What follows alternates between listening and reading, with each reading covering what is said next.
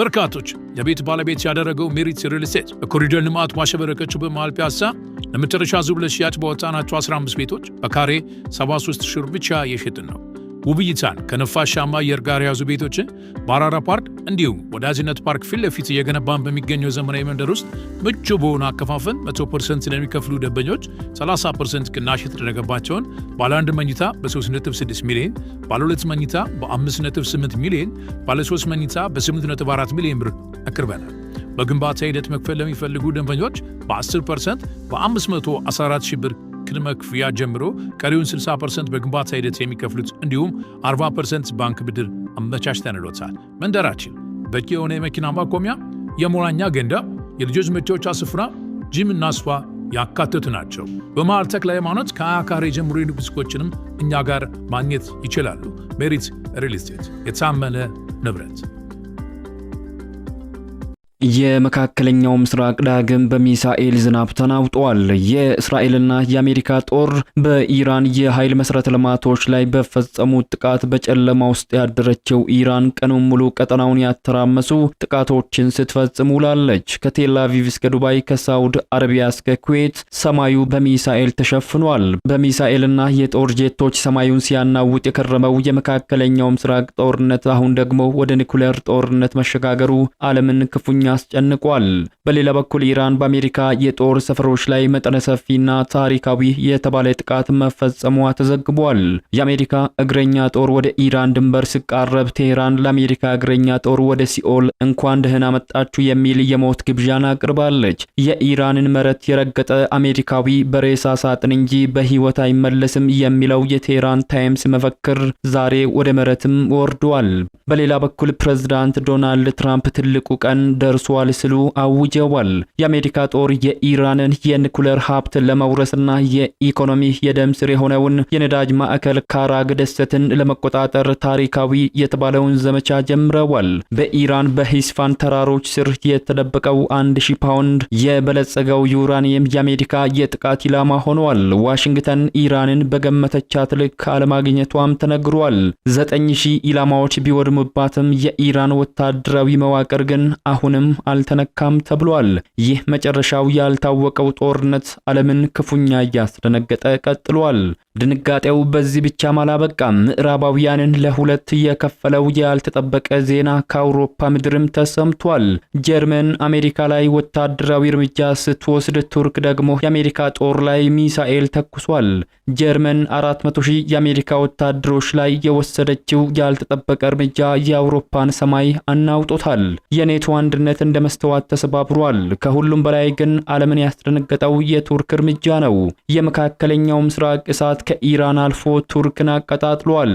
አንካራ ከቴህራን ጎን መቆሟንም በይፋ አውጃለች። የቀድሞዋ የአሜሪካ ወዳጅ ቱርክ ባልታሰበ ሁኔታ በአሜሪካ ጦር ላይ የሚሳኤል እርምጃ ወስዳለች። ፕሬዝዳንት ኤርዶጋን ማንንም አንሰማም ሲሉ ለትራምፕ የቀይ መስመርን አስምረዋል። አንካራ ከቴህራን ጎንም ቆማለች። ኢራን በጨለማ ውስጥ ሆና ቀጠናውን እያተራመሰች ነው። የሆርሙዝ ወሽመጥ ሙሉ በሙሉ ተዘግቷል። የዓለም የነዳጅ ዋጋ ሰማይ ደርሷል። የዓለም ኢኮኖሚ መንኮታኮትም ጀምሯል። እስራኤል በቴህራን እምብርት ላይ ጥቃት ስትሰነዝር ኢራን ደግሞ በአቡዳቢና በዱባይ የሚገኙ የኢንዱስትሪ ማዕከላትን እያወደመችም ትገኛለች። አሁን ጥያቄው ጦርነቱ ይቆማል ወይስ አይቆምም የሚለው ሳይሆን ከዚህ ጥፋት በኋላ ማን ይተርፋል የሚለው ሆኗል።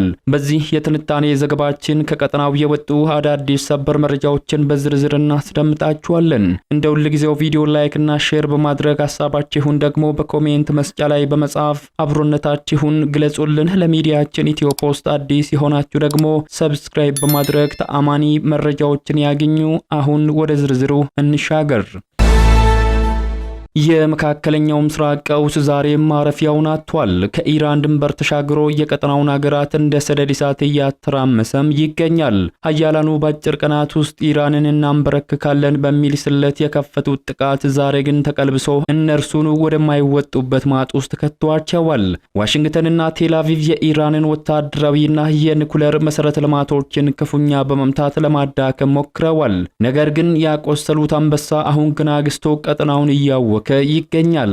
አሜሪካና እስራኤል ድል አግኝተናል ብለው ባሰቡት ቅጽበት መውጫ ያጡበት የጦርነት እሳት ውስጥ ራሳቸውን አግኝተዋል። ምሽቱን የእስራኤልና የአሜሪካ ጦር በኢራን የኃይል መሰረተ ልማቶች ላይ በፈጸሙት ተደጋጋሚ ጥቃት በጨለማ ውስጥ ያደረችው ኢራን ቀኑን ሙሉ ቀጠናውን ያተራመሱ ተደጋጋሚ ጥቃቶችን ስትፈጽምም ውላለች። ከቴል አቪቭ እስከ ዱባይ፣ ከሳውዲ አረቢያ እስከ ኩዌት ቀጠናው በባሊስቲክ ሚሳኤል ተናውጧል። የእስራኤል የመከላከያ ኃይል ከኢራን የተተኮሱ አዳዲስ የባሊስቲክ ሚሳኤሎች ጥቃት እንዳለ ማረጋገጡን ገልጿል። ኢራን በፈጸመችው ጥቃት በደቡባዊ እስራኤል አካባቢዎች ላይ ጉዳት መድረሱም ተዘግቧል። በኢየሩሳሌምና ቴል አቪቭ ከተሞች ከባባድ ፍንዳታዎች መከሰታቸው የተገለጸ ሲሆን ከፍንዳታዎቹ በኋላ ከተሞቹ በጥቁር ጭስ ታፍነው ውለዋል። የእስራኤል አየር ኃይል በበኩሉ በኢራን ዋና ከተማ ቴሄራን በሚገኘው የኢራን መንግስት ቁልፍ ተቋማት ላይ ሰፊ የአየር ጥቃት ማድረሱንም ገልጿል። ጥቃቱን ተከትሎ ከቴሄራን ሰማይ ላይ ጥቅጥቅ ያለ ጭስ ሲወጣ የሚታይ ሲሆን የኢራን መገናኛ ብዙሃንም በከተማዋ አንዳንድ አካባቢዎች የኤሌክትሪክ ኃይል ሙሉ በሙሉ መቋረጡን ዘግበዋል። እስራኤል የትኞቹን የተለዩ የገዢው አካል ይዞታዎችን እንደመታች ዝርዝር መረጃ ባይሰጥም ጥቃቱ የኢራንን ወታደራዊና የፖለቲካ ማዕከላትን ኢላማ ያደረገ እንደሆነ ተገምቷል። ኢራን በበኩሏ በተባበሩት አረብ ኤምሬትስ በሚገኘው የአልሙኒየም ማምረቻ ተቋም ላይ ከባድ የተባለ ጥቃትን ሰንዝራለች። በኤምሬትስ ግሎባል አልሙኒየም የሚተዳደረውና በአቡዳቢ አቅራቢያ የሚገኘው አልታዋሊ የአልሙኒየም ኮምፕሌክስ በኢራን የሚሳኤል ጥቃት በእሳት መንደዱ ተሰምቷል። በአቡዳቢና በዱባይ መካከል የሚገኘው ይህ ግዙፍ ተቋም በክልሉ ካሉ ትልልቅ የአልሙኒየም ማምረቻ ማዕከላት አንዱ ከመሆኑ በላይ በዓለም አቀፍ የንግድ አቅርቦት ሰንሰለት ውስጥ ወሳኝ ሚና ያለው ተቋም ነው። በሌላ መረጃ ኢራን በአሜሪካ የጦር ሰፈሮች ላይ መጠነ ሰፊና ታሪካዊ የተባለ ጥቃት መፈጸሟ ተዘግቧል። በሰባት የአረብ ሀገራት የሚገኙ ቁልፍ የአሜሪካ የጦር ማዕከላት በሚሳኤልና በድሮን ተደብድበው መውደማቸው ተዘግቧል። ኢራን ከየካቲት 21 ቀን ጀምሮ ባሉት ተከታታይ ቀናት ውስጥ የኢራን ጦር በሰባት የአረብ ሀገራት በሚገኙ የአሜሪካ የጦር ሰፈሮችና ስልታዊ ጠቀሜታ ባላቸው ስፍራዎች ላይ እጅግ መጠነ ሰፊ ጥቃት ማድረሷ ተሰምቷል።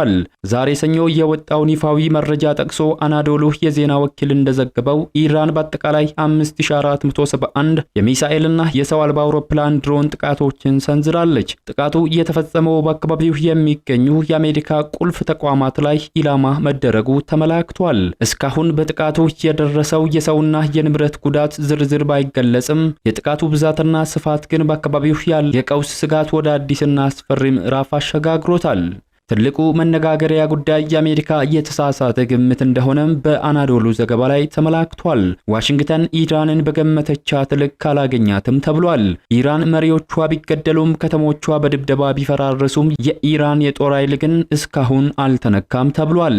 ይህ ክስተት የኢራንን ወታደራዊ መዋቅር ምን ያህል የተደራጀና የማይበገር መሆኑን ለዓለም አሳይቷል።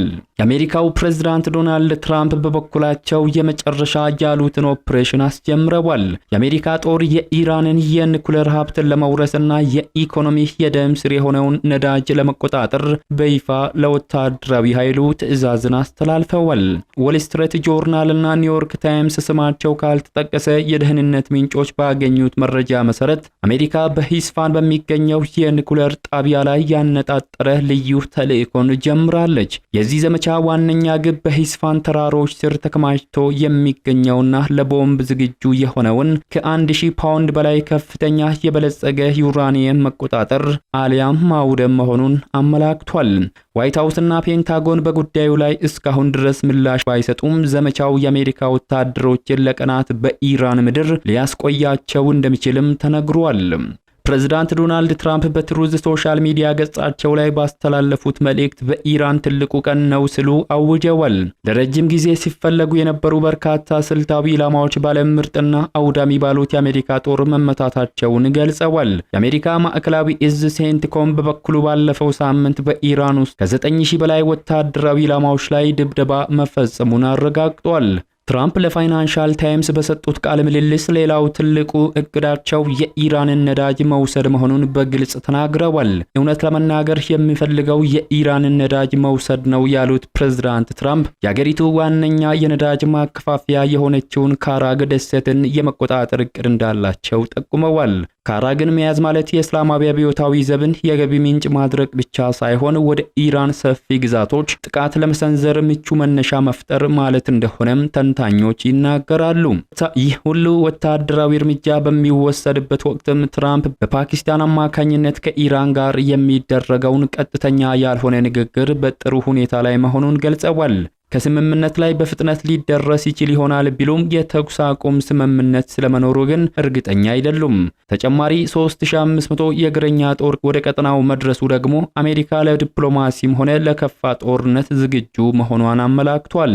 መካከለኛው ምስራቅ በአንድ በኩል ለሰላም በሚደረግ ንግግር፣ በሌላ በኩል ደግሞ የኒኩሌር ጣቢያዎችና የነዳጅ ማከፋፈያዎችን ኢላማ ባደረገው በከባድ ጦርነት መካከል ትገኛለች። የኢራን ጦር በሰጠው ምላሽ ደግሞ ለአሜሪካ ጦር እስካሁን ተሰምቶ የማይታወቅ እጅግ ዘግናኝና ቀጥተኛ የሞት ግብዣን አቅርባለች። ወደ ሲኦል እንኳን ደህና መጣችሁ ሲል የኢራን ጦር ለአሜሪካ እግረኛ ጦር ጥሪን አቅርቧል። ተጽዕኖ ፈጣሪው ቴህራን ታይምስ ጋዜጣ በዛሬው እትሙ ዓለምን ያስደነገጠ የፊት ገጽ ይዞ ወጥቷል። የጋዜጣው የፊተኛው ገጽ የአሜሪካ ወታደሮችን ምስል በጉልህ አሳይቶ በደማቅ ቀይ ቀለም እንዲህ ይላል። የኢራንን መሬት የረገጡ የአሜሪካ ወታደሮች በሬሳ ሳጥን ውስጥ ሆነው ብቻ ነው የሚወጡት። ማንኛውንም የምድር ወረራ ሙከራ ለአሜሪካ ጦር የማይመለስ ሲኦል እንደሚሆን ቴህራን በይፋ አውጃለች። አሜሪካ ኢራንን ለመውረር 10,000 ወታደሮችን ስታሰማራ ኢራን ደግሞ በሚሊዮን የሚቆጠር የእግረኛ ተዋጊን አሰልፋለች። ኢራን ታሪካዊ የተባለ የህዝብ የክተት አዋጅንም አውጃለች። በሚሊዮኖች የሚቆጠሩ ኢራናውያን ሞት ለአሜሪካ እያሉ አደባባይ ወጥተዋል። በሌላ ሰበር ዜና ደግሞ ማንም ያልጠበቀውና ሊታመን የማይችለው ክስተት ተከስቷል። የቀድሞ የአሜሪካ የቅርብ ወዳጅ ቱርክ ባልታሰበ ሁኔታ በአሜሪካ ጦር ላይ የሚሳኤል እርምጃን ወስዳለች። የመካከለኛው ምስራቅ እሳት ከኢራን አልፎ ቱርክን አንቀጥቅጧል። አንካራ ከቴህራን ጎን መቆሟንም በይፋ አውጃለች። የቱርኩ ፕሬዝዳንት ረሲፕ ጠይብ ኤርዶሃን ለአሜሪካ ፕሬዝዳንት ዶናልድ ትራምፕ በስልክ ያስተላለፉት መልእክት ምድርን አንቀጥቅጧል። እርምጃ እንወስዳለን ያሉት ኤርዶጋን አሜሪካና የእስራኤሉ የስለላ ድርጅት ሞሳድ ከኩርድ አማጽያን ጋር በመሆን በኢራን ላይ ለመዝመት የሚያደርጉትን ሴራ በጽኑ አውግዘዋል። ኤርዶጋን ለትራምፕ በግልጽ እንደነገሯቸው ከሆነ በሶሪያ እንዳደረግነው ሁሉ እዚህም ቢሆን የኢራንን የግዛት አንድነት ለመንካት የሚሞክር ማንኛውንም ኃይል እንቀጠቅጣለን ብለዋል። በቱርክዬ የዜና ድረገጽ ላይ የወጣው መረጃ እንደሚያመላክተው የእስራኤሉ ሞሳድ ቱርክ በአሸባሪነት የምትፈርጃቸውን የኩርድ ኃይሎችን በኢራን ላይ ተላላኪ ኃይል ለመጠቀም ሲያሴር በአንካራ ሰላዮች እጅ ከፍንጅ ተይዟል። ይህንን ተከትሎ ነው ቱርክ ታጋሽነቱ አልቆ ቀጥተኛ የሚሳኤል እርምጃን የወሰደችው። ኤርዶጋን አክለውም በክልሉ የጦርነት እሳትን ለማስፋፋት በሚደረግ አነስተኛ ሙከራ ላይ የማያዳግም እርምጃን እንወስዳለን ሲሉ ለአሜሪካ፣ ለኢራቅና ለኩርድ ኃይሎች የመጨረሻ ቀይ መስመራቸውን አስምረዋል። በሌላ መረጃ ደግሞ የምዕራባውያንን አንድነት እንደመስተዋት የሰነጠቀ ዜና ከአውሮፓ ምድር ተሰምቷል። ማንም ያልገመተውና የዓለምን የፖለቲካ ያናወጠ ክስተት በጀርመን ምድር ተከስቷል። ጀርመን በአሜሪካ ላይ ጠንካራ ወታደራዊና ፖለቲካዊ እርምጃ መውሰድም ጀምራለች። አውሮፓ በገዛ እጇ የአሜሪካ የበላይነትን ለመቅበር የተነሳችም ይመስላል። የእንግሊዙ የቴሌግራፍ ዘገባ እንደሚያመላክተው በጀርመን እያደገ የመጣውና ተጽዕኖ ፈጣሪው የኤኤፍዲ ፓርቲ አሜሪካ በአስቸኳይ 40,000 ወታደሮቿን ከጀርመን መሬት ላይ ጠቅልላ እንድትወጣም ጥሪ አቅርበዋል። የፓርቲው ተባባሪ መሪ ቶኖ ክሮፑላ በሰጡት መግለጫ ጀርመን ከእንግዲህ የአሜሪካ ቅኝ ግዛት አይደለችም ሲሉ አውጀዋል። ጀርመን በኢራን ጦርነት ምክንያት ወደ ማትፈልገው የዓለም አቀፍ ግጭት ውስጥ እየተሳበች መሆኗን ገልጸው ሀገሪቱ የራሷን ነፃ የውጭ ፖሊሲ መከተል እንዳለባት አክለዋል። ይህ ውሳኔ ምዕራባውያንን ለሁለት ከፍሏቸዋል። በአንድ በኩል ለዋሽንግተን ታማኝ የሆኑት፣ በሌላ በኩል ደግሞ ከአሜሪካ ቀንበር ነፃ እንውጣ የሚሉ የአውሮፓ ኃይሎች እርስ በርስ መብላላት ጀምረዋል። በኢራን ላይ የተከፈተው ጦርነት አሜሪካና አውሮፓን አቃቅሯል። ጀርመን አሜሪካን ውጭልኝ ማለቷ የኔቶን መፍረስ መጀመሪያ ይሆን? አሜሪካ በአውሮፓ ያላት ትልቁ የጦር ጓዳ ሊዘጋባትም ተቃርቧል። ይህ ማለት አሜሪካ በመካከለኛው ምስራቅ ለምታደርገው ጦርነት ትልቁን የጀርባ አጥንት አታለች እንደማለት ነው። የተወደዳችሁ የሚዲያችን ቤተሰቦች ለሰዓቱ ያዘጋጀንላችሁ መረጃዎች የተከታተላችሁትን ይመስሉ ነበር። ከሰዓታት በኋላ አዳዲስ መረጃዎችን ይዘን እስከምንመለስ በያላችሁበት መልካሙን ሁሉ ተመኘን።